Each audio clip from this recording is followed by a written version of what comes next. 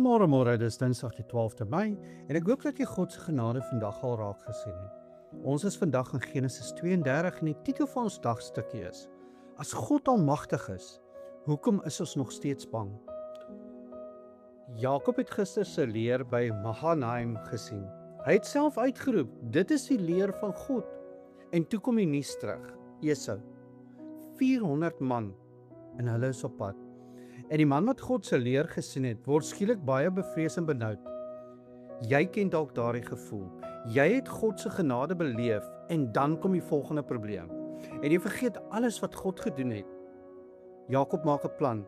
Hy verdeel sy mense in 2 groepe en hy stuur 'n geskenk na Esau, 550 diere in 70 troppe. Elke trop met dieselfde boodskap: Jakob is u dienaar. Die grootte van die geskenk vertel die diepte van die vrees. Maar voor die geskenke vertrek, bid hy. En sy gebed is nie kragtig nie, dit is baie eerlik. Hy sê, o God van my vader Abraham, o Here, ek is te gering. Vir al die gunste wat u aan my bewys het, red my tog, want ek is bang. En dan hou hy God aan sy woord. Hy sê, u het dit self gesê, ek sal sekerlik aan jou goed doen. Dit is hoe geloof werk. Geen emosie nie. Net uit die vashou aan dit wat God gesê het. In Hebreëus is die woord vir geskenk mincha. Dis ook die woord vir offer aan God. Jakob stuur 'n mincha na Esau, maar hy bring ook 'n mincha na God. 'n Eerlike, vreesende, gebrokene hart. En Psalm 51 sê dit so: 'n gebroke en verslae hart sal u, o God, nie verag nie. Jakob se 550 diere het Esau se hart nie verander nie. God het Esau se hart verander. Die geskenk was Jakob se poging. Die versoening was God se werk. En dit is die evangelie. Christus is nie ons geskenk aan God nie.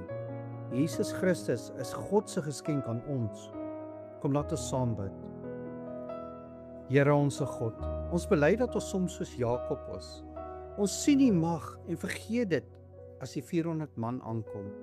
Maar u is genadig genoeg om in ons planne en gebede te werk. Dankie dat u nie 'n eerlike, gebroke hart verag nie. Ons bring u ons mincha vandag. Ek is bang, ek is te gering.